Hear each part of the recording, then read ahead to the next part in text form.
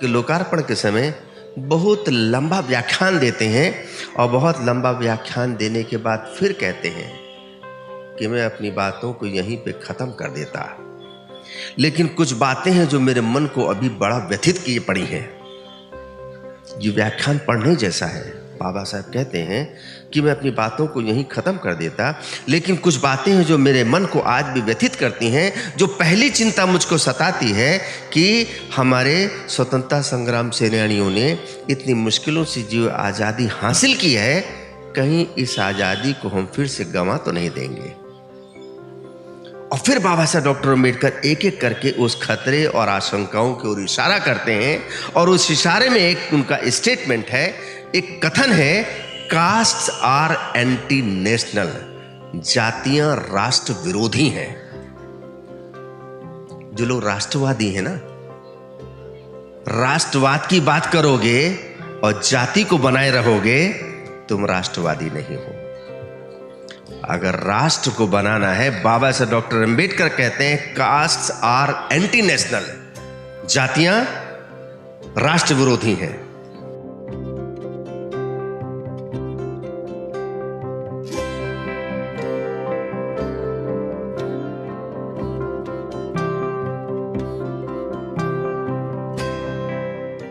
जिंदगी दी है तो जीने का हुनर भी देना, पांव बख्शे हैं तो तौफीक के सफ़र भी देना। तौफीक के सफ़र यानी कि यात्रा करने की ताकत। जिंदगी दी है तो जीने का हुनर भी देना, पांव बख्शे हैं तो तौफीक के सफ़र भी देना। गुफ्तगू तुमने सिखाई है, मैं तो गूंगा था, अब मैं बोलूंगा तो मेरी बातों में असर भी देना। हाँ, अपने महान बोधिसत्व बाबा साहब डॉक्टर अम्बेडकर से प्रार्थना करते हुए और बोधिसत्वों की परंपरा से प्रार्थना करते हुए, भगवान बुद्ध का स्मरण करते हुए इस बात का संज्ञान आप सबको देना चाह रहा हूं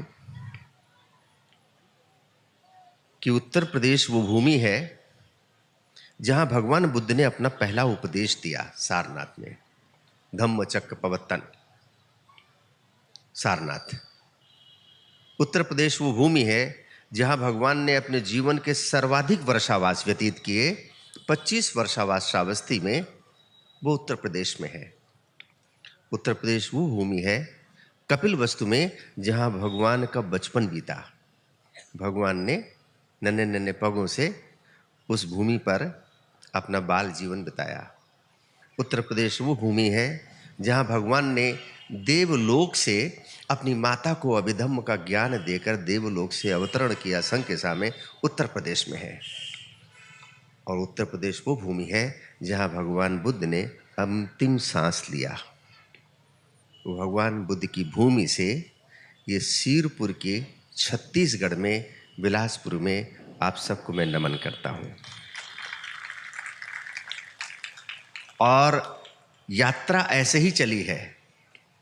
वेनसांग उत्तर प्रदेश आया था और वहां से यात्रा करते सिरपुर आया था, छत्तीसगढ़ आया था।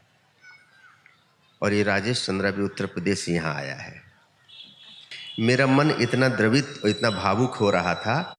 हम देश विदेश में बहुत जगह जा चुके हैं, लेकिन जिस तरीके से बच्चों ने यहाँ प्रस्तुति दी है, बच्चे मंच पर लेकर आए हैं, बच्चों ने आके फूल दिया है, ऐसा मैंने कहीं भी नहीं देखा।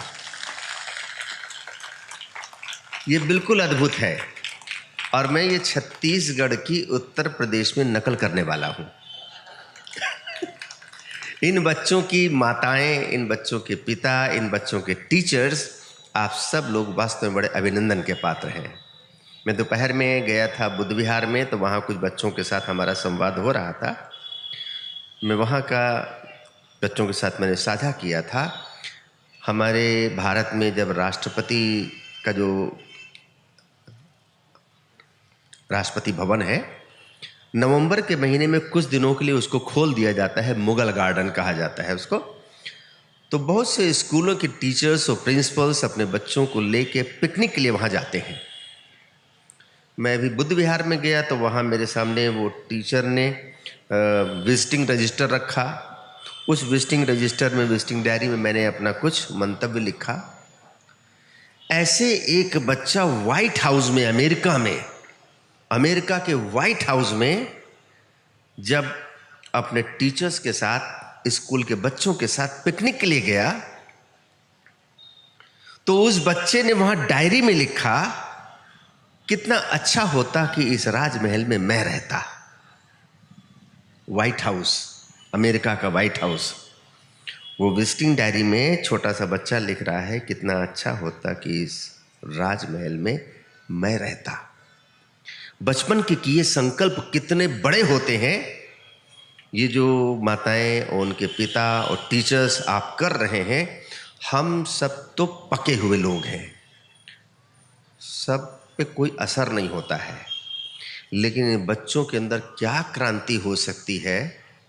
वो व्हाइट हाउस में बच्चा लिख रहा है, कितना अच्छा होता कि इस राजमहल में मैं रहता।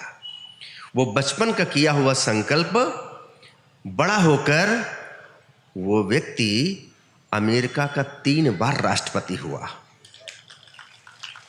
व्हाइट हाउस में रहा। उसका नाम था रूजवेल्ट। रूजवेल्ट अमेरिका में 3 बार राष्ट्रपति हुआ। इतिहास में न दोहराई जा सकने वाली घटना। और ऐसे ही बच्चों से टीचर पूछते हैं, तुम बड़े होकर क्या करोगे? टीचर पूछ रहे हैं, क्या है जो तुम देख सकते हो लेकिन छू नहीं सकते हो? कोई बता रहा, हम चांद को देख सकते हैं, छू नहीं सकते। हम सूरज को देख सकते हैं लेकिन छू नहीं सकते। वो बालक भीवा क्या कह रहा है? सतारा के विद्यालय में वो सामने जो पानी का मटका है ना, हम उसको देख सकते हैं, छू नहीं सकते। ताली की बात ये नहीं है, ताली की बात ये है कि पूछ रहे हैं कि बड़े होकर तुम क्या करोगे। सभी बच्चे से पूछते हैं, उनके पेरेंट्स पूछते हैं, उनके टीचर्स पूछते हैं, बड़े होकर तुम क्या करोगे। वो बालक भीवा क्या कह रहा है? मैं बड़े होकर कानून की ऐसी किताब लिखूंगा जिसको पूरे देश को मानना पड़ेगा और छुआछूत को हटा दूंगा। और उस व्यक्तित्व ने भारत का संविधान लिखा, जिसके लिए आज हम यहां सब इकट्ठा हुए हैं। तो पहली बात, इस भव्य आयोजन को मनाने के लिए आप सभी को मैं बड़ा अभिनंदन करता हूं, बहुत आपकी प्रशंसा करता हूं, एप्रिसिएशन करता हूं। और इस मौके पे मुझे कार्ल चेपाक की एक कहानी याद आती है। कार्ल चेपाक चेकोस्लोवाकिया का बड़ा प्रसिद्ध कहानीकार है। उसकी कहानी है, उसकी कहानी का शीर्षक है आखिरी फैसला। बड़ी प्रेरक कहानी है और यह कहानी मेरे मस्तक में बार बार कौंधती है। कहानी यूं है कि एक आदमी मरकर ऊपर की दुनिया में जाता है। ऊपर की दुनिया में जाता है तो वहां उसके कर्मों का बही खाता खोला जाता है। वो सारे मुंसिफ लोग, देवगण, जो देवता लोग होते हैं, वो उसका बही खाता खोलते हैं और बही खाता खोलकर उसके गुनाहों की गिनती करते हैं कि तुमको दोजख मिलेगा। उसके गुनाहों को गिनाते हैं और वो आदमी स्वीकार भी करता है कि गुनाह मुझसे हुए हैं, लेकिन ये भी कहता है मैंने जान के नहीं किया है, मैं हकीकत मानो मैं बेगुनाह हूं। उसके इस विरोधाभासी वक्तव्य से वो मुंसिफ बड़े हैरान होते हैं और गवाही के लिए, विटनेस के लिए खुदा को बुलाते हैं अदालत में। खुदा के इजलास में खड़ा हो जाता है और वो बताते हैं कि ये आदमी गुनाहगार है, हमारे कर्मों का बही खाता बता रहा है कि इसने बेइंतहा गुनाह किए हैं, ये कबूल भी कर रहा है, लेकिन साथ में अपने आप को बेगुनाह भी कह रहा है। आपकी गवाही क्या कहती है? अदालत में ऐसा होता है ना कि जब मसला काफ़ी ऊंचाई पे पहुंच जाता है, शिखर पहुंच जाता है, क्लाइमेक्स पे जाता है, तो जज साहब क्या करते हैं? गवाह को बुलाते हैं, गवाहों को बुलाया जाए। वहां गवाह की इजलास में खड़ा है खुदा और बता रहा है कि यह आदमी अपनी मां को बेइंतहा प्यार करता था। इसका बाप दारू पीता था, दारू पीकर ये इसकी मां को बहुत मारता था।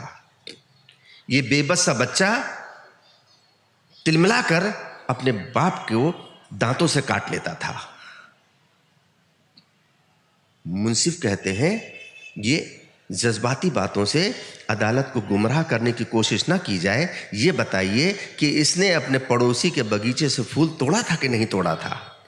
फूल तोड़ने का, चोरी करने का इसमें जुल्म किया था कि नहीं किया था? खुदा कहते हैं हाँ तोड़ा तो था, लेकिन ये उसने अपनी प्यारी इरमा को देने के लिए तोड़ा था। इरमा इसको बेइंतहा चाहती थी, ये भी उसको बहुत चाहता था, लेकिन इसके पास इसको देने के लिए कुछ था नहीं, इसलिए बगीचे से फूल तोड़ लिया था। प्यार के लिए तोड़ा था। मुंशी फिर कहते हैं इन बातों से अदालत को कोई वास्ता नहीं है, बताया ये जाए कि इसने जो है हत्या की थी कि नहीं की थी। मुंशी फिर कहते हैं कि हमें गुमराह ना किया जाए। खुदा उसको फिर गवाही देते हैं कि इसने हत्या की नहीं थी। शहर में दंगा हो गया था, अपने बचाव की कोशिश में इससे हत्या हो गई थी, वरना ये बड़ा ही बेगुनाह किस्म का, बड़ा मासूम किस्म का आदमी है और उस जुर्म में इसको सजा हो गई, कारावास हो गया। कारावास में बेचारा पछताता रहा, अपनी सजा काटता रहा। सजा काट के जब बाहर आया तो बाहर आकर इसने एक नेक जिंदगी फिर से जीना शुरू किया, फिर से कोशिश की। तो वो फिर कहते हैं मुंसिफ ये दारू भी तो पीता था, दारू भी तो पीता था। सूरा मेरे मज्जा पमाद अठाना वीरमणि, ये शील भंग करता था, दारू पीता था। कहा नहीं नहीं, आदतन ये दारू पीने वाला आदमी नहीं है। इसका एक जिगरी दोस्त एक समुद्री यात्रा में वो कैप्टन था, समुद्री जहाज डूब गया, वो जहाज डूबने से इसका जिगरी दोस्त मर गया। उस सदमे में इसने दारू पीना शुरू कर दिया था। ये आदतन दारू पीने वाला आदमी नहीं है, वो सदमे में दारू पीना शुरू कर दिया। मुंशी फिर ठोकते हैं खुदा को कि देखो इन बातों से अदालत को कोई वास्ता नहीं है। अदालत ये जानना चाहती है इसने हत्या की थी कि नहीं। वो फिर बताता जब जेल से छूट कर आया इसने नेक जिंदगी जीना शुरू किया। अपने एक दोस्त के घर आने जाने लगा, वो शराबी दोस्त था। वहाँ उसकी जवान बेटी से इसकी मोहब्बत हो गई। वो दोनों आपस में जीने रहने के कस्में खाने लगे। लेकिन जिस दिन उसको ये पता चला कि ये जेल में रह के आया है, जुर्म काट के आया है, इसके हाथों हत्या हो चुकी है, वो लड़की बेवफा हो गई, उसने इसको छोड़ दिया। उस गम में इसने झुंझलाकर पहली बार जिंदगी में जानबूझकर हत्या की है। मुंसिफ कहते हैं मुझे इन जज्बाती बातों से कोई वास्ता नहीं है। और आखिरी फैसला लिखने के लिए वो उठकर दूसरे कमरे में चले जाते हैं, दूसरे कमरे में चले जाते हैं। इस बीच में वो आदमी खुदा से पूछता है यहां मैं ये क्या देख रहा हूं? मैं सोचता था कि इस दुनिया में तो कम से कम तुम्हारे हाथों फैसला होता होगा, और यहां भी तुम सिर्फ गवाह हो। तो खुदा मुस्कुराते हुए कहता है सिर्फ अधूरा सच जानने वाले लोग फैसला दे सकते हैं। मेरी मजबूरी यह है कि मैं पूरा सच जानता हूं। ऐसे इस देश के लोगों ने एक फैसला दे रखा है, डॉक्टर अंबेडकर दलितों के मसीहा हैं। ये संविधान से पूरा देश चल रहा है, खाली दलित चल रहे हैं क्या? लेकिन इस देश ने एक फैसला दे रखा है। उस फैसला देने में हम भी कहीं ना कहीं गुनाहगार हैं। बाबा साहब डॉक्टर अंबेडकर के जो कृतित्व हैं, आप उनको देखिए। मैं ऐसे कई दिन तक बोलते रह सकता हूँ, बहुत सारे फैक्ट दे सकता हूँ कि उनके जो कृतित्व हैं वो खाली दलितों के लिए नहीं है। बाबा साहब डॉक्टर अंबेडकर ने एक किताब लिखी थी, बड़ी प्रसिद्ध किताब, द प्रॉब्लम ऑफ रूपी, इट्स ओरिजिन एंड सॉल्यूशन। ये महान मानवों की आदत होती है, वो खाली प्रॉब्लम रेज नहीं करते हैं, समस्याओं को खड़ा नहीं करते हैं, वो सॉल्यूशन भी देते हैं। क्या किताब है? द प्रॉब्लम ऑफ रूपी, इट्स ओरिजिन एंड सॉल्यूशन। इस किताब के जरिए उन्होंने बड़े आंकड़ों के साथ सिद्ध किया कि ब्रिटिश गवर्नमेंट की जो अर्थ नीति है वो भारत को अंदर से खोखला कर रही है और रुपए को कमजोर कर रही है, पौंड को मजबूत कर रही है, ये भारत को गरीबी की दिशा में ले जा रही है। इस किताब के नाते दुनिया के अखबारों ने ब्रिटिश गवर्नमेंट के खिलाफ लिखना शुरू किया, उसकी बड़ी निंदा होने लगी, ब्रिटिश गवर्नमेंट बदनाम होने लगी। तब ऐसी स्थिति में ब्रिटिश गवर्नमेंट ने एक कमीशन गठित किया। आपको पता, जब भी कोई मसला गहरा होता है तो आयोग के गठन होते हैं, जांच आयोग बैठता है। एक कमीशन गठित किया जिसको रॉयल कमीशन बोलते हैं, हिल्टन कमीशन बोलते हैं। वो हिल्टन कमीशन उस किताब में उठाए गए आरोपों का अध्ययन करने के लिए भारत आया। भारत में आकर उन्होंने बाबा साहब डॉक्टर अंबेडकर को भी अपना पक्ष रखने के लिए कमीशन के सामने आमंत्रित किया। और बाबा साहब डॉक्टर अंबेडकर अपने तथ्यों के साथ ये सिद्ध करने में कामयाब रहे कि ब्रिटिश गवर्नमेंट भारत को अंदर से कमजोर कर रही है। लेकिन आपको बताया ना, महामानव खाली समस्याएं नहीं उठाते हैं, वो सॉल्यूशन देते हैं। इसका समाधान क्या हो सकता है? बाबा साहब डॉक्टर अंबेडकर ने समाधान दिया, भारत का अपना रिजर्व बैंक होना चाहिए। बाबा साहब डॉक्टर अंबेडकर की रिकमेंडेशन पर हिल्टन कमीशन ने स्वीकार किया और 1 अप्रैल 1935 को भारत में रिजर्व बैंक ऑफ इंडिया का गठन हुआ। आज सबकी जेब में जो नोट रखा है, ये खाली दलितों की जेब में रखा है क्या? भारत की अर्थव्यवस्था को एक मजबूत आधार बाबा साहब डॉक्टर अंबेडकर ने दिया। और हम क्या बोलते रहते हैं, वो दलितों के मसीहा हैं। बाबा साहब डॉक्टर अंबेडकर 1918 से 27 के बीच में मुंबई 1928 के बीच में मुंबई लेजिस्लेटिव में एक बिल लाते हैं, और ऐसे क्रमिक रूप से कई बिल लाते हैं। मुंबई लेजिस्लेटिव कमेटी में जो बाबा साहब बिल लेकर आए, उस बिल का जो मुख्य मसौदा था कि हमारी जो माताएं बहनें उस समय मिलों में, फैक्ट्रियों में काम किया करती थीं, और गर्भावस्था होने पर, प्रसूति काल आने पर उनको फैक्ट्रियों से निकाल दिया जाता था। निकालने का कारण क्या होता था? उनकी प्रेगनेंसी को ब्रैकेट में एक्सीडेंट लिखकर निकाल दिया जाता था। बाबा साहब डॉक्टर अंबेडकर मुंबई लेजिस्लेटिव में वो प्रसूति बिल प्रस्तुत करते हैं और बड़े जोरदार शब्दों में वकालत करते हैं कि एक नारी जब एक बच्चे को जन्म देती है, वो सिर्फ अपनी संतान को जन्म नहीं देती है, बल्कि इस राष्ट्र के नागरिक को जन्म देती है। और इसलिए मैं ये स्वीकार करने को बाध्य हूं कि प्रसूति अवस्था में नारी की प्रसूति काल का सारा खर्चा राज्य को उठाना चाहिए, स्टेट को उठाना चाहिए।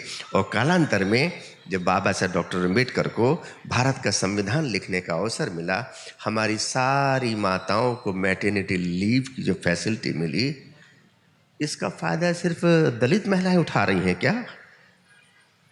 लेकिन वो काल चेपाक की कहानी के खुदा की तरह, वो मुंसिफ की तरह आरोप है कि बाबा साहब डॉक्टर अंबेडकर दलितों के मसीहा हैं।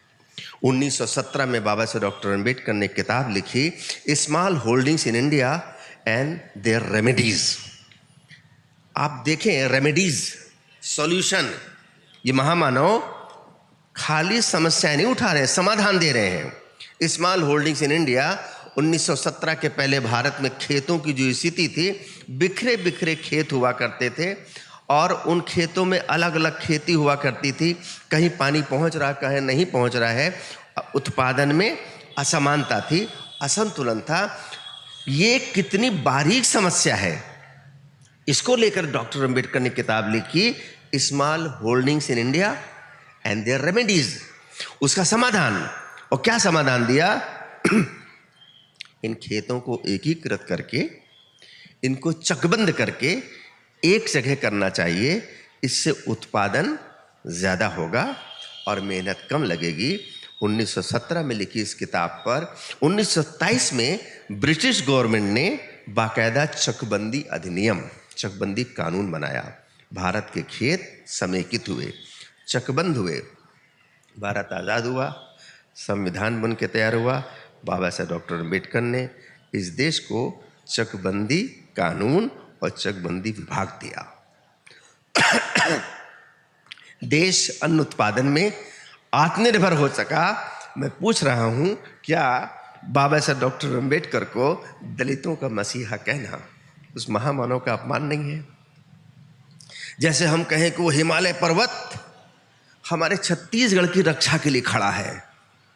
अरे हिमालय पर्वत देश की रक्षा के लिए खड़ा है। बाबा साहब डॉक्टर अम्बेडकर हिमालय पर्वत जैसे हैं।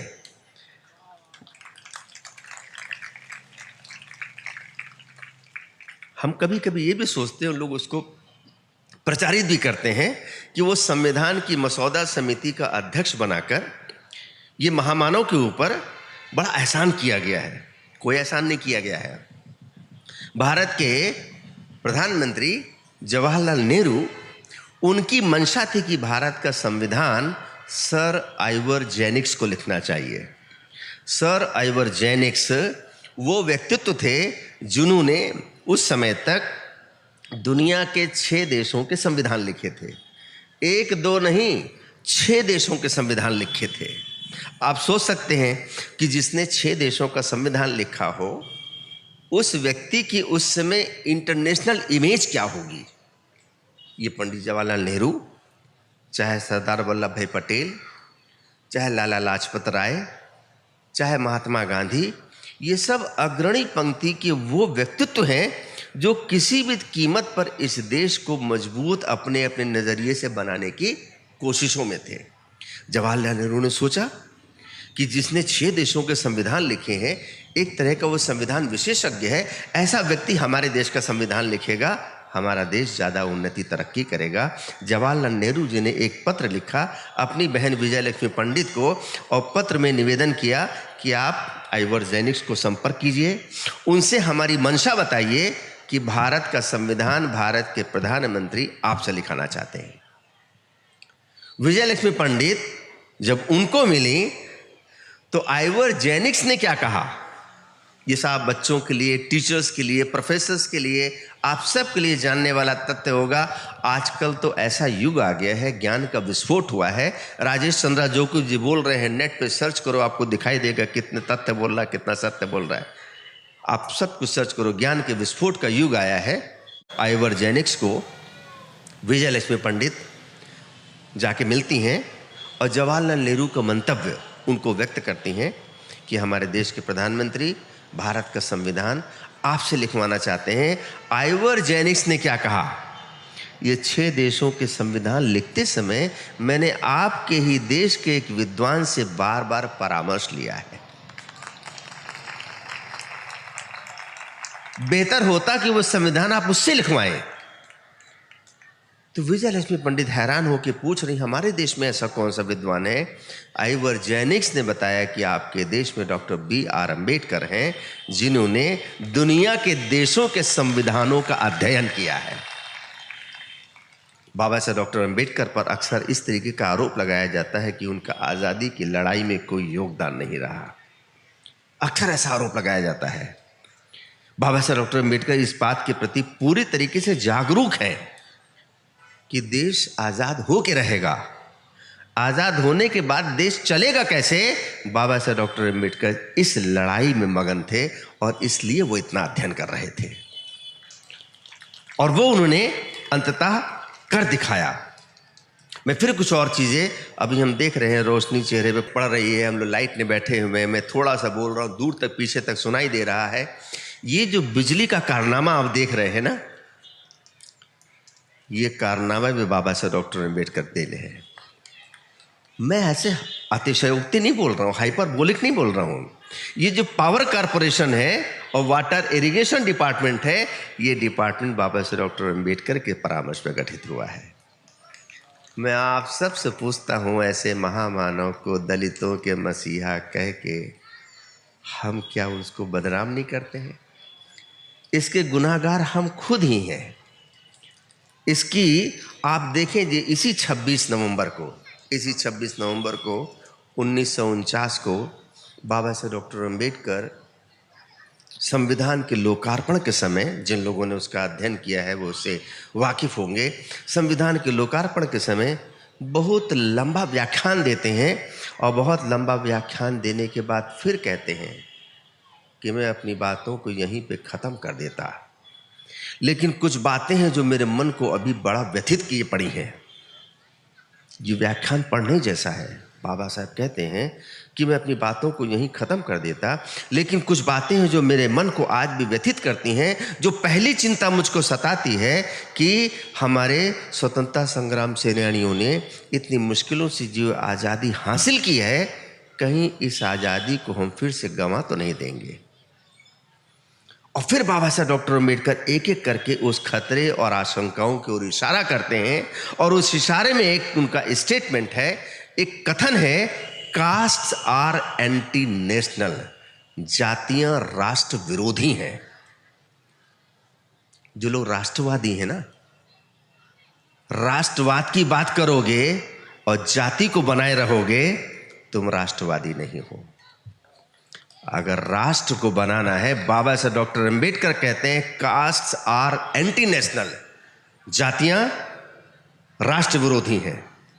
ये राष्ट्रवादियों को समझाने और बताने की जरूरत है। अगर तुम सच में राष्ट्र को राष्ट्र बनाना चाहते हो तो जातियों का निषेध करना होगा, जातियों को इनकार करना होगा, उनको रिफ्यूज करना होगा। और इसके लिए हमारे महान बोधिसत्व बाबा साहब डॉक्टर अम्बेडकर ने रास्ता चुना बुद्ध धम्म का। 14 मई 1947 को पंडित जवाहरलाल नेहरू जी, देश नया नया आज़ाद हुआ, इन चिंताओं से ग्रसित थे कि देश की अर्थव्यवस्था को कैसे मजबूत किया जाए। देश की अर्थव्यवस्था को कैसे मजबूत किया जाए। डॉक्टर बाबा साहब अम्बेडकर ने 14 मई 1947 को पंडित जवाहरलाल नेहरू को एक पत्र लिखा और पत्र में सुझाव दिया कि भारत का अपना एक फंड होना चाहिए, जिसको जीपीएफ बोलते हैं, भविष्य निधि। जीपीएफ फंड के जरिए भारत की अर्थव्यवस्था, बीमा पॉलिसीज, बीमा होना चाहिए, जीपीएफ फंड होना चाहिए और बीमा कंपनियों का औद्योगिकरण होना चाहिए। बाबा साहब इसको रिकमेंड करते हैं। उसके बाद भारत में जो भी सरकारी कर्मचारी हैं उन सबका जीपीएफ करता है।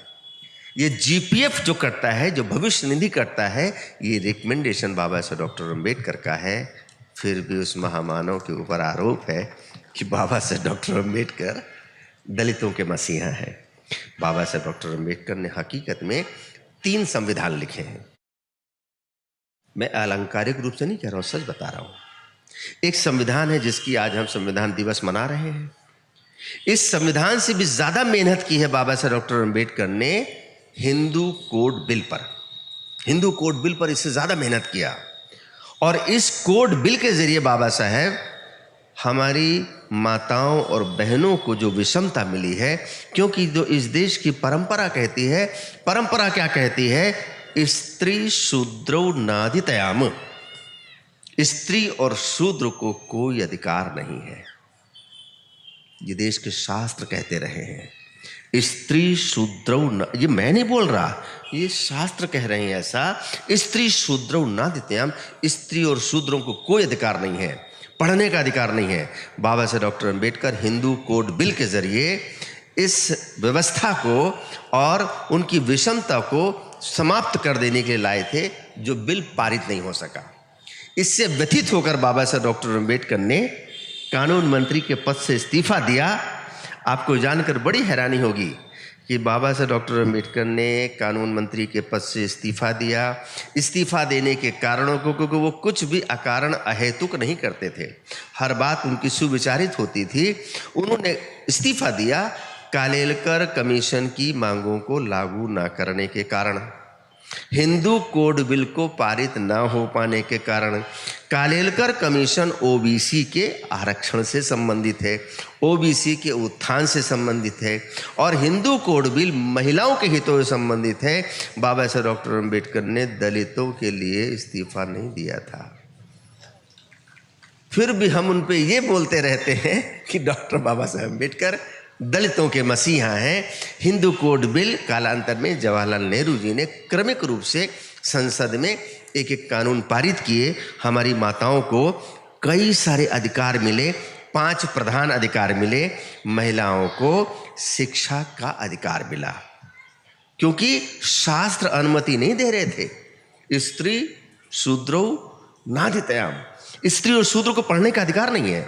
ये जो हमारी बेटियां और माताएं आज टीचर बनी पड़ी हैं, कहाँ संभव था ये? और ये टीचर तो बाद में बनी हैं। महिलाओं को सक्रिय राजनीति में भाग लेने का अधिकार, महिलाओं को दत्तक संतान लेने की सहमति का अधिकार, महिलाओं को भी तलाक देने का अधिकार, ये सारे अधिकार बाबा साहब डॉक्टर अम्बेडकर की देन है। ये माताएं बहनें दलित समाज की तो बहुत बाद में इसका लाभ पाईं। ये सारे महिला हितों के लाभ सबसे पहले तो ये देश की प्रधानमंत्री इंदिरा गांधी जी ने पाया। ये सारे लाभ तो पहले सरोजिनी नायडू जी ने पाया। ये सारे लाभ तो पहले सुचेता कृपलानी जी ने पाया। आप समझ रहे हैं कितनी कीमती बातें हैं।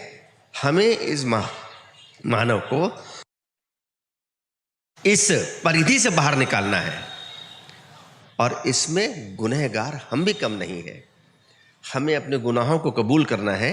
बाबा साहेब डॉक्टर अम्बेडकर को एक राष्ट्रवादी व्यक्तित्व के रूप में स्थापित करना है। यही सबसे बड़ी जीत होगी। मैंने क्या बताया? बाबा साहेब ने एक नहीं, बाबा साहब ने एक नहीं, दो नहीं, 3 संविधान लिखे। पहला संविधान जिसकी आज संविधान दिवस मना रहे हैं। दूसरा संविधान बाबा साहब ने क्या लिखा? Hindu code bill. और तीसरा संविधान बाबा साहब डॉक्टर अम्बेडकर ने लिखा है द बुद्धा एंड स्तम्मा। ये एक संविधान है। ये संविधान के साथ संशोधन छेड़छाड़ होती रहेगी, लेकिन यहां बैठी हुई इस जन मेदनी से मैं अनुरोध करूंगा, आह्वान करूंगा, अपील करूंगा, संदेश दूंगा, इस तीसरे संविधान को बचाने की जरूरत है। बुद्ध के शासन को स्थापित करने की जरूरत है। बुद्ध का शासन स्थापित हुआ, सारे शासन तुम्हारे हाथ में आ जाएंगे।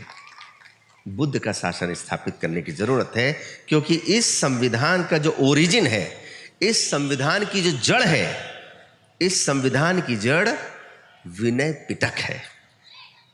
ये मैं नहीं कह रहा, बाबा साहब डॉक्टर अम्बेडकर श्रीलंका में कहते हैं। बाबा साहब डॉक्टर अम्बेडकर इसको काठमांडू में नेपाल में कहते हैं। उनसे पूछा जाता है कि भारत के संविधान में लोकतंत्र के सिद्धांत आपने कहाँ से लिए हैं, किस देश से लिए हैं? बाबा साहब डॉक्टर अम्बेडकर इसको भरी सभा में कहते हैं, भारत के संविधान में लोकतंत्र के सिद्धांत मैंने बौद्ध संघों से लिए हैं, बुद्ध के संघ से लिए हैं।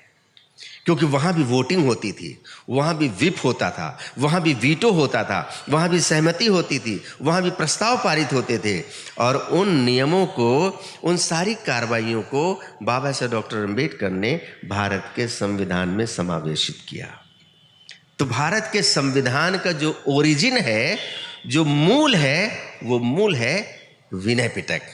विनय पिटक कैसे अस्तित्व में आया, मैं थोड़ी सी चंद बातों के साथ बहुत ही संक्षेप में अपनी बात को रख के बात को समाप्त करूंगा। संक्षेप में कि भगवान के महापरिनिर्वाण के बाद भगवान जब शांत हो गए तो एक घटना हुई। सुभद्र नाम का एक व्यक्ति भगवान बुद्ध के लिए ऐसा बोल रहा है, अच्छा हुआ कि बुढ़ा मर गया, अच्छा हुआ कि बुढ़ा मर गया। जब देखो ये करो, ये ना करो, ये करो, ये ना करो, ऐसा निर्देश किया करता था। अब हमारा शासन अनुशासन करने वाला कोई नहीं रहा। ये आवाज़ जैसे ही महाकाश्यप के कानों में पड़ी, वो बड़े व्यथित हुए कि अभी भगवान को शांत हुए 1 सप्ताह नहीं हुआ है और ऐसी आवाज़ आना शुरू हो रही है। और ऐसा अगर लोक में हो गया तो बुद्ध का शासन तो लुप्त हो जाएगा। लोग जानेंगे नहीं कि बुद्ध नाम का कोई व्यक्ति भी था और किसी ने इतनी कीमती बातें इस धरती पे कही हैं। महाकाश्यप एक संकल्प लेते हैं, भगवान के वचनों को संग्रहित किए जाने के लिए संगीत ही होनी चाहिए। महाकाश्यप के आह्वान पर भगवान के महापरिनिर्वाण के 3 महीने के बाद राजगृह की सप्तपर्णी गुफा में उनके आह्वान पर 500 अरहत इकट्ठा होते हैं।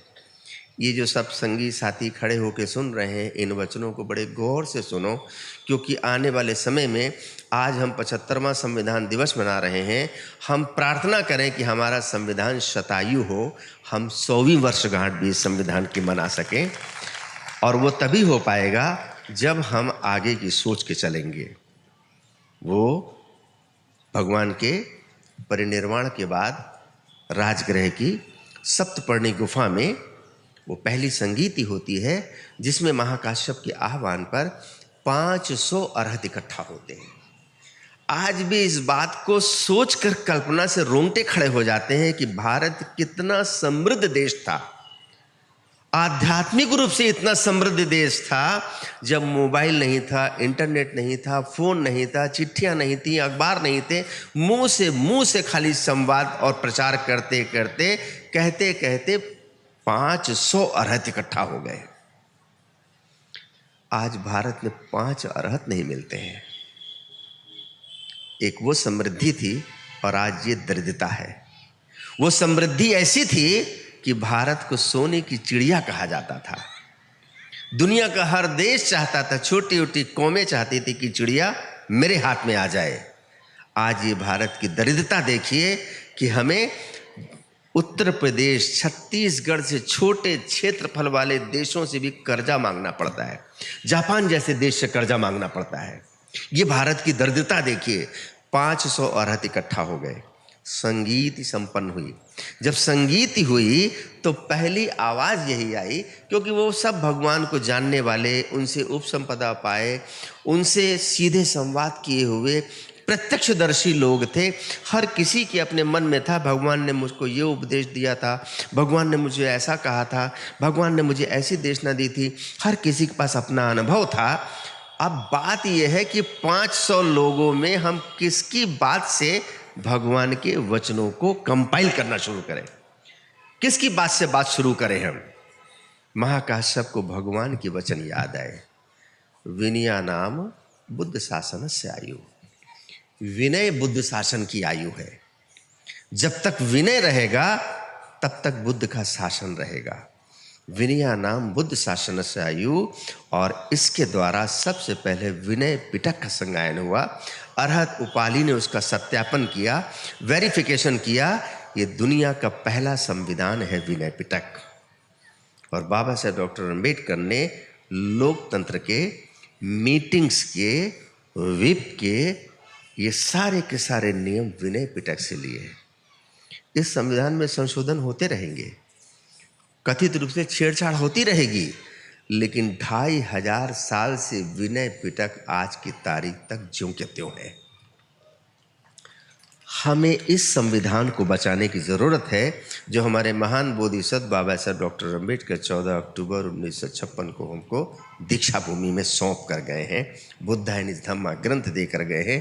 पहली संगीति के 100 साल के बाद दूसरी संगीति होती है कालाशोक के काल में, और दूसरी संगीति के अध्यक्ष सब्बकामी होते हैं। सब्बकामी की उम्र 120 साल की है। सब्बकामी अरहत हैं, 120 साल की उम्र है, और 120 साल की उम्र में दूसरी संगीति विनय संगीति कहलाती है। ये जो संगीतियाँ होती हैं, जैसे 1-2 दिन का कार्यक्रम नहीं होता है। पहली संगीति 7 महीने चली थी, दूसरी संगीति 9 महीने चली थी, तीसरी संगीति 11 महीने चली थी। ये 1-2 दिन का सेमिनार नहीं होता है। और संगीति अनिवार्य रूप से अरहत की अध्यक्षता में होती है। आप कल्पना कीजिए कि यहाँ इतने लोग बैठे हैं और इस मंच पर एक अरहत बैठा हो। कल्पना करके देखिए सिर्फ, कितना बड़ा पुण्य है अरहत को अपनी आंखों से देखना। उस अरहत को आप पानी पिलाने को पा जाओ, कितना बड़ा पुण्य है। उस अरहत को आप भोजन दान कराने को पा जाओ, कितना बड़ा पुण्य है। वो दूसरी संगीति अरहत सब्बकामी की अध्यक्षता में होती है। तीसरी संगीति इतिहास में अविस्मरणीय, सबसे ऐतिहासिक उल्लेखनीय संगीति वो सम्राट अशोक के संरक्षण में होती है। पहली संगीति का पोषण अजातशत्रु करते हैं, सम्राट अजातशत्रु। दूसरी संगीति का पोषण कालाशोक करते हैं।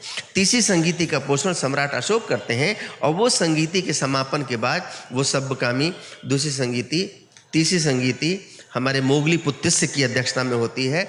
और वो संगीति के बाद सम्राट अशोक कितना दूरदर्शी कदम उठाते हैं, क्या पता कल को क्या हो, भारत से बुद्ध धम्म के साथ क्या स्थिति हो। उन्होंने बुद्ध का धम्म सारी धरती पे फैला दिया। अरहतों के 9 मंडल पूरी धरती पे भेजे, और देखते ही देखते पूरा एशिया बौद्ध हो गया। सिर्फ मंडल नहीं भेजे, श्रीलंका में अपनी बेटी और बेटे को भेज दिया, संघमित्रा को भेज दिया, महेंद्र को भेज दिया। और उसका परिणाम क्या हुआ? 3 संगीतियों के बाद चौथी संगीति सम्राट वट्टगामिनी के काल में श्रीलंका में हुई, ईसा पूर्व 29 में। 5वीं संगीति बर्मा में हुई, मंडाले शहर में, सम्राट मिन के काल में, सम्राट मिन के काल में। 6ठी संगीति इस धरती की, भारत की धरती की सबसे सांकेतिक और कीमती संगीति है। 6ठी संगीति सन 1954 में हुई, 2 साल चली। और सबसे कीमती जो आपको बताना चाह रहा हूं, उस संगीति में ओपनिंग सेरेमनी और क्लोजिंग सेरेमनी में हमारे महान बोधिसत्व बाबा साहब डॉक्टर अंबेडकर सम्मिलित हुए।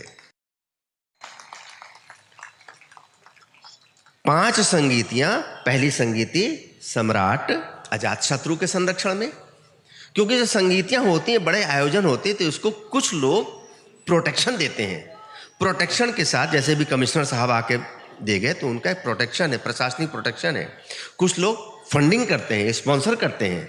इतना बड़ा मंच लगा है, बहुत लोगों ने फंडिंग किया होगा, तब ये हो पा रहा है, ऐसे तो नहीं हो पाता है। तो प्रोटेक्शन देते हैं, संरक्षण देते हैं। पहली संगीति सम्राट अजातशत्रु, दूसरी संगीति सम्राट कालाशोक, तीसरी संगीति सम्राट अशोक, चौथी संगीति श्रीलंका में सम्राट वट्टगामिनी, 5वीं संगीति सम्राट मिन उनके संरक्षण में। 6ठी संगीति बड़ा संकेत दे रही है। 6ठी संगीति बर्मा में लोकतांत्रिक तरीके से चुनी हुई सरकार के प्रधानमंत्री ऊ के द्वारा कराई जाती है। 6ठी संगीति एक इतिहास बदल रही है, प्रधानमंत्री के संरक्षण में हो रही है। वो समय भी आएगा, ऐसा प्रधानमंत्री भी आएगा जो भारत में 7वीं संगीति होगी। लेकिन ये तब आएगा जब हम बुद्ध के शासन को मजबूत करेंगे, बुद्ध के शासन को। वो एतंग बुद्धान शासनंग, कि ये बुद्ध का शासन है। हम बुद्ध के शासन को स्थापित करेंगे तो सारे शासन आपके हाथ में आएंगे। बाबा साहब डॉक्टर अंबेडकर क्या घोषणा करते हैं? यदि मैं 10 साल और जीवित रहा तो भारत को बुद्ध में बना दूंगा। ये जो बोधिसत्व जैसी चेतनाएं होती हैं, इनके शरीर शांत होते हैं, लेकिन इनकी धम्म काया जगमग जगमग जगमग वाइब्रेट करती रहती है। सिर्फ शरीर शांत होता है इनकी। आप बताओ, दुनिया में मुझे एक भी ऐसे महामानव का नाम बताओ जिसकी जयंती पूरे महीने भर मनाई जाती हो। अब्राहम लिंकन की जयंती अमेरिका में महीने भर नहीं मनाई जाती, वाशिंगटन की जयंती महीने भर नहीं मनाई जाती, वियतनाम में हो ची मिन की जयंती महीने भर नहीं मनाई जाती। ये अकेला महामानव है बाबा साहब डॉक्टर अंबेडकर, जिसका साल भर कुछ ना कुछ कार्यक्रम चलता रहता है। अभी संविधान दिवस मना रहे हो नवंबर में, अभी 6 दिसंबर को फिर मनाएंगे आप, फिर जनवरी में कुछ मनाएंगे, फरवरी बीतेगा, मार्च बीतेगा, अप्रैल में बाबा साहब की जयंती मनाएंगे, फिर बुद्ध पूर्णिमा मनाएंगे। अभी बीतते बीतते आप अक्टूबर में 14 अक्टूबर की तैयारी में लग जाएंगे। ऐसा महामानव इस धरती पे दूसरा है नहीं जिसको साल भर उसके कुछ ना कुछ कार्यक्रम चलते हों। डॉक्टर भदंत आनंद कोसलायन कहा करते थे, वो उन्होंने किताब लिखी यदि बाबा ना होते, कि बहुत सारे बाबा हुए इस देश में, बहुत सारे बाबा हुए और बहुत सारे साहेब हुए, लेकिन बाबा साहेब सिर्फ एक ही हुए। बहुत सारे बाबा हुए और बहुत सारे साहेब हुए, लेकिन बाबा साहेब एक हुए। बाबा साहेब बर्मा में 6ठी संगीति में सम्मिलित होते हैं और उनके मन के अंदर प्रेरणा आती है। बर्मा में उनके सुनने में आता है, भगवान बुद्ध के समय से एक श्रुत परंपरा चली आ रही है। परंपरा ये चली आ रही है और बर्मा के लोगों ने बाकायदा उसको प्रिजर्व किया है। ऐसी श्रुत परंपराओं का कोई स्रोत नहीं होता है। जैसे कि अभी हिंदुओं में एक परंपरा चली आ रही है कि एक दिन ऐसा घनघोर कलयुग आएगा, फिर कल की अवतार होगा।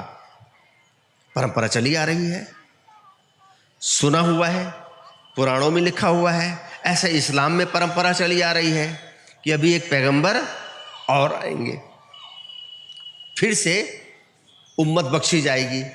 ऐसे परंपरा चली आ रही है भगवान बुद्ध के समय से।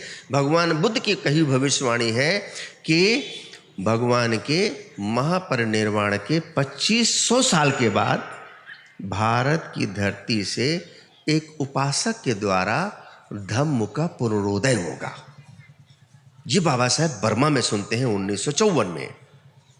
12 दिसंबर 1954 को डॉक्टर आर.एल. सोनी के कार्यालय में जाके बड़े उत्कंठित कंठ से बाबा साहेब डॉक्टर अम्बेडकर घोषणा करते हैं।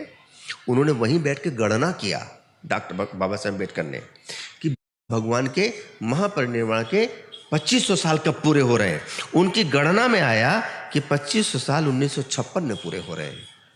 वो डॉक्टर आर.एल. सोनी के कार्यालय में जाकर घोषणा करते हैं, मैंने तय कर लिया है कि मैं बुद्ध की दीक्षा लूंगा। और वहां का तय किया हुआ संकल्प 1954 का 1956 में नागपुर में दीक्षा भूमि में साकार होता है। उसके बाद बाबा साहब एक यात्रा और करते हैं काठमांडू की। अभी सोचो ना, 14 अक्टूबर की घटना, नवंबर का महीना चल रहा है और दिसंबर की 6 तारीख को वो शांत हो गए।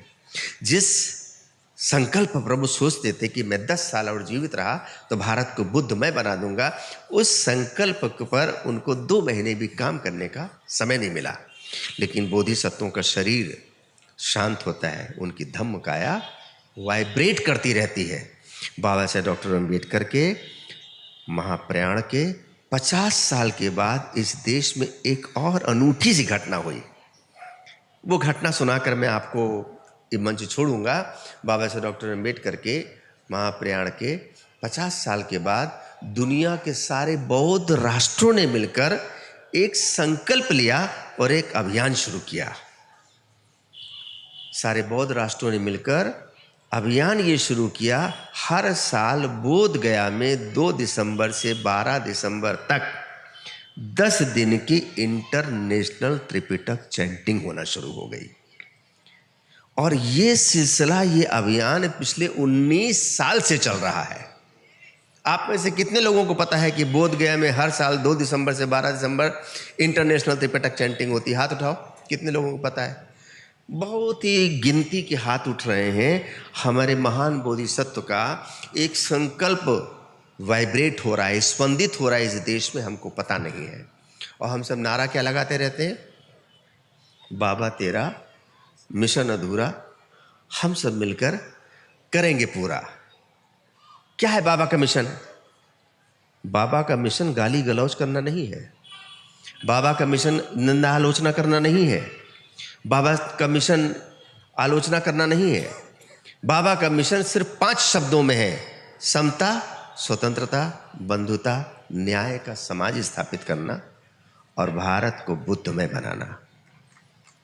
बस इतना ही बाबा का मिशन है। और ये मिशन निश्चित जानो, आप किसी की निंदा आलोचना से, गाली गलौज से नहीं ला सकते। आपको बुद्ध के सिद्धांतों के मुताबिक आगे बढ़ना होगा। बाबा साहेब डॉक्टर अम्बेडकर, वो उनके 50वें महाप्रयाण पर बोध गया में एक आंदोलन शुरू हुआ। दुनिया के सारे देशों ने मिलकर इंटरनेशनल त्रिपिटक चैंटिंग शुरू की। अभी 19 साल से ये सिलसिला चल रहा है। जैसे ओलंपिक में हर 2 साल, हर 4 साल के बाद किसी देश को मेजबानी का मौका मिलता है, ऐसे वो इंटरनेशनल त्रिपिटक चैंटिंग के लिए 2 साल के लिए किसी देश को मेजबानी का मौका मिलता है। जैसे अभी इस साल इस चैंटिंग का मेजबान जो आयोजक है, चीफ ऑर्गेनाइजर है, कैम्बोडिया है। पिछले साल भी कैम्बोडिया था, अभी इस साल भी कैम्बोडिया है, 2024 में भी।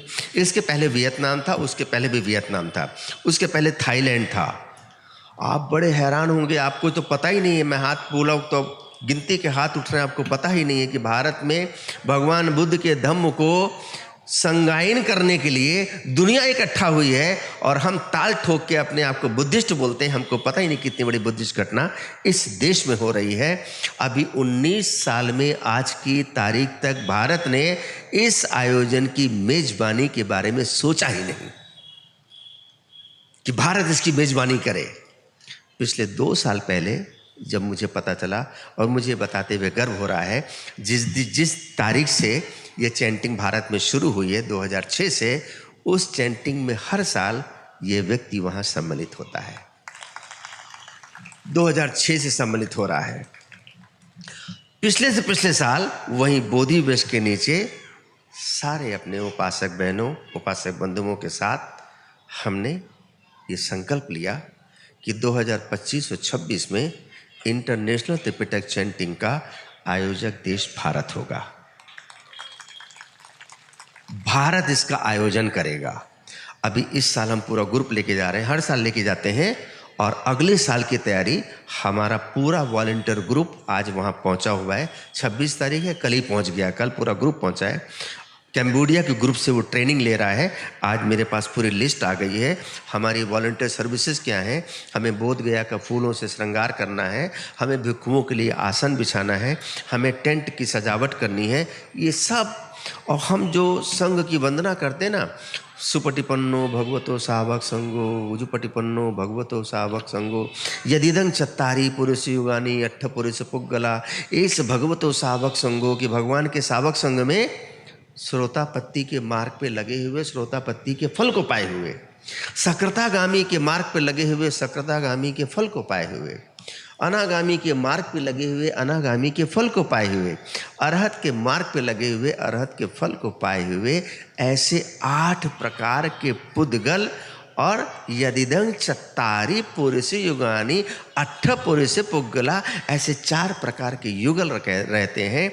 और ऐसे युगल में कैसा होता है वो, आहुनेयो पाहुनेयो दक्षिणेयो अंजलि करणियो, ऐसा संग आवाहन करने योग्य है। आहुनेयो आवाहन करने पे स्वीकार हो तो पाहुनेयो अतिथि बनाने योग्य है। दक्षिणेयो हमारा स्वीकार हो आतिथ्य तो वो दक्षिणा देने योग्य है, दान देने योग्य है, और वो दान स्वीकार कर ले। आहुनेयो पाहुनेयो दक्षिणेयो अंजलि करणियो, हाथ जोड़ के वंदना करने योग्य है। और ऐसा संग क्या होता है, अनुत्तरंग पुण्य खेतंग लोक साति, कि ऐसा संग पुण्य का अनुत्तर क्षेत्र होता है। उत्तर माने क्या होता है, जवाब। ये सारे टीचर्स लोग जानेंगे उत्तर माने, अनुत्तर माने लाजवाब। किसी के मन में पुण्य की कमाने की इच्छा हो तो अनुत्तरंग पुण्य खेतंग लोक साति, संघ का दर्शन करो, संघ को भोजन दान कराओ, संघ की वंदना करो। ऐसा महासंघ सारी दुनिया से बोध गया में इकट्ठा होता है। पिछले से पिछले साल एक त्रिपिटक धर का वहां प्रवचन चल रहा था। त्रिपिटक धर समझते हैं, जिनको पूरा त्रिपिटक कंठस्थ है, लोग उनके सामने दंडवत होके नमन कर रहे थे। ऐसे त्रिपिटक धर, ऐसे लोग वहां आते हैं। हम 2025 और 26 में इसके आयोजन का संकल्प ले चुके हैं। वहाँ हमने पिछले साल इसकी शपथ भी ली, और अभी 1 दिसंबर को इसकी वहाँ पर फिर से वो है कॉन्फ्रेंस है। 1 दिसंबर को, 2 दिसंबर से शुरू होगी। हम वहाँ इसका महान संकल्प निभाने जा रहे हैं। हम जिस संस्था को रिप्रेजेंट कर रहे हैं, समन्वय सेवा संस्थान, हमारा समन्वय सेवा संस्थान बाबा साहब डॉक्टर अम्बेडकर के जन्म शताब्दी वर्ष में स्थापित हुआ है। ये हमने वहाँ संकल्प किया है कि समन्वय सेवा संस्थान की तरफ से इस आयोजन में न्यूनतम 50 लाख रुपए का हम दान देंगे, संघ के भोजन के लिए, संघ की व्यवस्था के लिए। लेकिन 50 लाख अपर्याप्त है। एक बार के आयोजन में, 10 दिन के आयोजन में तकरीबन 2.5 करोड़ रुपये का खर्चा आता है। हमारे देश की इतनी बड़ी आबादी है, हम यदि 1-1 रुपया इकट्ठा करके दें तो भी हम इस महान पुण्य को कर सकते हैं। मैं इसकी इतनी यहाँ अपील, इतनी वकालत क्यों कर रहा हूँ, यदि भारत इतनी जिम्मेदारी के साथ वहाँ खड़ा हो, और ख़ास करके बाबा साहब डॉक्टर अम्बेडकर के मानने वाले वहाँ इतनी जिम्मेदारी के साथ खड़े हों, जो अपने आप को पहलवानों की तरह ताल ठोक के बुद्धिस्ट बोलते हैं, यदि हम ये वहाँ साबित कर सके सारी दुनिया के सामने, now India is ready, Bharat तैयार है, तो दुनिया भी तैयार होगी कि 7वीं संगीति भारत में होनी चाहिए। और जिस दिन ये होगा, आप ये मत समझना ये दलितों के हित में होगा। ये जब भी संगीति होगी, ये 1-2 दिन का सेमिनार नहीं होता है, महीनों चलने वाला। 6ठी संगीति बर्मा में 2 साल चली है। ये जिस दिन होगी, दुनिया की सारी फ्लाइट इंडिया के एयरपोर्ट पे उतरेंगी। दुनिया के बड़े बड़े बिजनेसमैन इंडिया की तरफ आएंगे। दुनिया के सारे राजनायक, डिप्लोमेट्स, शासनाध्यक्ष, राष्ट्राध्यक्ष वो भारत में इस संगीति में महासंघ का दर्शन करने के लिए आएंगे। इससे भारत की उन्नति होगी, भारत का गौरव बढ़ेगा। अभी आज़ादी के इतने साल हो गए, इतने साल के बाद भी भारत संयुक्त राष्ट्र संघ की सुरक्षा परिषद का मेंबर नहीं है। आज भी सुरक्षा परिषद में उसको वीटो पावर नहीं है। भारत की सुरक्षा परिषद में, संयुक्त राष्ट्र संघ में ताकत बढ़ेगी, और भारत की ताकत बढ़ेगी तो हम कमज़ोर रहेंगे क्या? भारत मजबूत होगा। मैं इन आह्वान के साथ इस गुरु घासीदास की भूमि को नमन करता हूँ। गुरु घासीदास के कुछ वचनों को मैं पढ़ रहा था और मुझे बड़ा अच्छा लग रहा था। गुरु घासीदास जी क्या कह रहे हैं कि जन्म से मनखे सब एक बरोबर होते, फिर कर्म के आधार में मन के गुण और गोबर होते। घासीदास क्या कह रहे हैं? घासीदास वही कह रहे हैं जो कभी भगवान बुद्ध कहते थे कि न जच्चा होती वसलो न जच्चा होती ब्राह्मणों, कम्मा होती वसलो कम्मा होती ब्राह्मणों। कि जन्म से कोई ब्राह्मण नहीं होता और जन्म से कोई शूद्र नहीं होता, सिर्फ कर्म से ब्राह्मण, कर्म से शूद्र होता है। घासीदास जी क्या कह रहे हैं? मंदिर वामा का करे जइबो, अपन घट ही देवला मनइबो।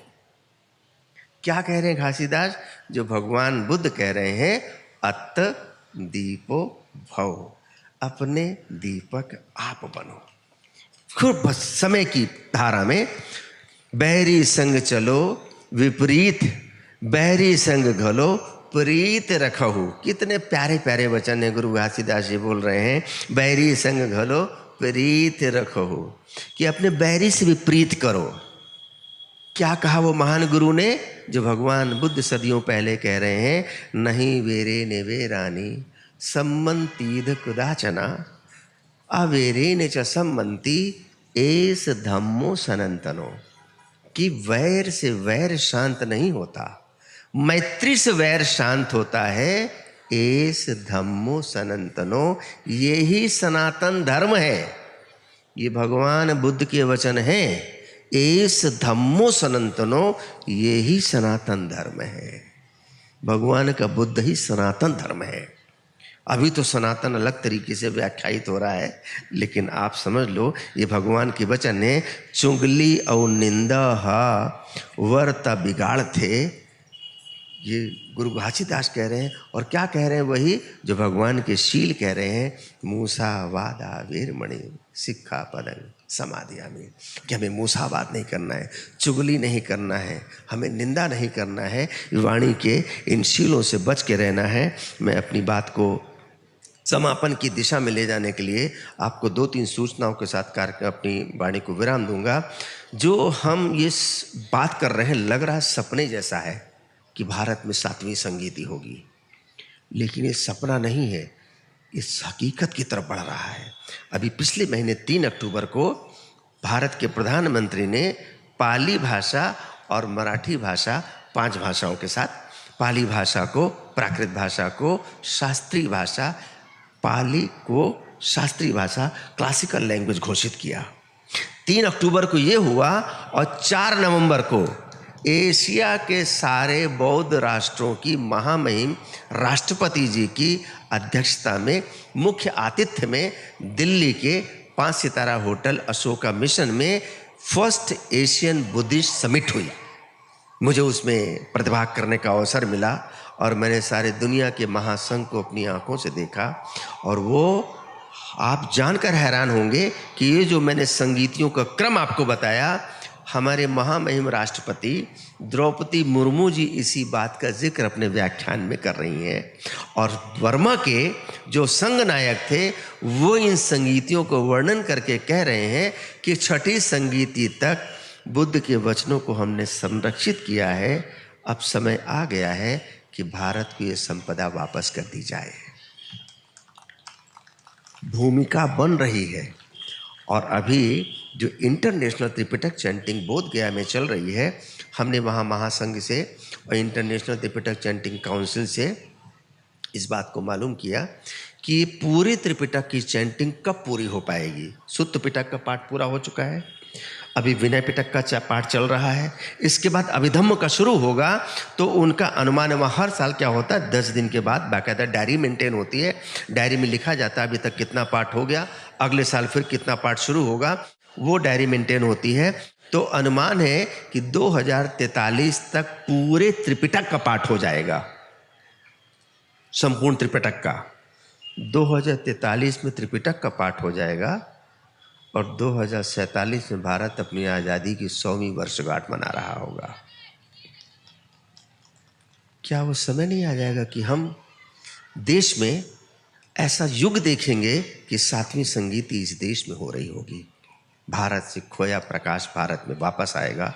It will happen, it is going to happen, we have to be ready. हमें इसके लिए तैयार रहना है। मैं अपनी एक कविता के साथ अपनी बात ख़त्म करूँगा कि हम बड़े अजीब लोग हैं, हम बड़े अजीब लोग हैं, हम अधुनातन और पुरातन एक साथ हैं। हम बड़े अजीब लोग हैं, हम अधुनातन और पुरातन एक साथ हैं।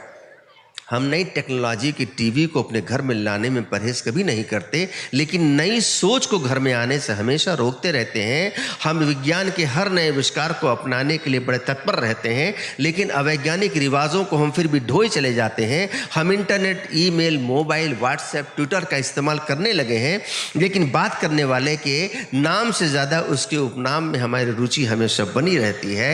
हमें इंसान की, उसकी काबिलियत की, उसकी लियाकत की कोई कदर नहीं है। हम पत्थरों में भगवान देख लेते हैं, लेकिन इंसान में इंसान भी देख नहीं पाते। हम बड़े अजीब लोग हैं। हम पत्थरों में भगवान देख लेते हैं, लेकिन इंसान में इंसान भी देख नहीं पाते।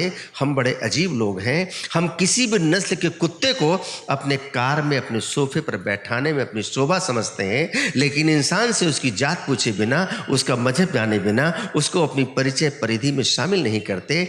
हम महापुरुषों की जयंतियाँ बड़ी धूम से मनाते हैं, लेकिन उनकी बातों को मानने से हमेशा कतराते भी रहते हैं। हम बड़े अजीब लोग हैं। हम अधुनातन और पुरातन एक साथ हैं। हमें हीर रांझा की, श्री फरहद की, लैला मजनू की, सस्सी पुन्नू की, रोमियो जूलियट की सिर्फ कहानियां अच्छी लगती हैं। हमें हीर रांझा की, श्री फरहद की, लैला मजनू की, सस्सी पुन्नू की, रोमियो जूलियट की सिर्फ कहानियां अच्छी लगती हैं। अगर हमारे बीच कोई हीर, कोई रांझा हो जाए तो वो हमें चरित्रहीन नजर आने लगता है। अगर हमारे बीच कोई हीर, कोई रांझा हो जाए तो वो हमें चरित्रहीन नजर आने लगता है। हम हाथों में बंदूकें लेके प्रेम के गीत गाते हैं। हम बम के परीक्षण स्थलों पर शांति के कबूतर उड़ाते हैं। हम शांति वार्ताएं करते हैं और हथियारों पर बजट बढ़ाए चले जाते हैं। हम बड़े अजीब लोग हैं। हम अधुनातन और पुरातन एक साथ हैं। हम 75 साल पुराने संविधान की समीक्षा की समितियां गठित करते हैं। हम 75 साल पुराने संविधान की समीक्षा की समितियां गठित करते हैं, लेकिन 5000 साल पुरानी किताबों की समीक्षा की गुंजाइश हमें नजर नहीं आती। हम 75 साल पुराने संविधान की समीक्षा की समितियां गठित करते हैं, लेकिन 5000 साल पुरानी किताबों की समीक्षा की गुंजाइश हमें नजर नहीं आती। हम पत्थरों को दूध पिला देते हैं। हम पत्थरों को दूध पिला देते हैं और बच्चों को पोलियो ड्रॉप पिलाने से भी कतराते हैं, उनको कुपोषण से मरने देते हैं। हम बड़े अजीब लोग हैं। हम अधुनातन और पुरातन एक साथ हैं। हमें लद्दाख से, अभी यहीं महामहिम राष्ट्रपति जी का दिल्ली में प्रोग्राम था, लद्दाख से पूज्य भंते संग सेन जी पधारे थे। उनका बड़ा स्नेह और अपनत्व है। मेरे सिर पे हाथ रख के आशीर्वाद दिया। मुझको उन्होंने वहाँ आमंत्रित किया हुआ है। संग सेन जी भारत में कैसे भंते हैं, बस समझो उनको भारत रत्न नहीं मिला है और उनको नोबेल प्राइज़ नहीं मिल रहा है। इतना सोशल वर्क करते हैं, खाली विद्वता नहीं, सोशल वर्क करते हैं। उन्होंने मुझे आमंत्रित किया और मुझे अभी अभी आज जानकारी मिली, आवाज़ इंडिया ने जानकारी दी है कि मई जून में हर साल एक बुद्धिस्ट ट्रिप लेकर वो जाते हैं लद्दाख के लिए। और मुझे भंते संगसेन ने जो कहा है कि मई जून सबसे अच्छा मौका होता है। भारत ने बुद्ध का शासन स्थापित करना है, बौद्ध तीर्थों का, बौद्ध स्थानों का भ्रमण करना है। आप उस यात्रा के लिए आवाज़ इंडिया से संपर्क कीजिए और उस यात्रा में हम भी चलने का प्रयास करेंगे। भंते संगसेन जी के निमंत्रण को स्वीकार करेंगे। आपने बड़े धैर्य से हमारी बड़ी लंबी वार्ता को सुना। मैं आप सबका बहुत ही आभारी।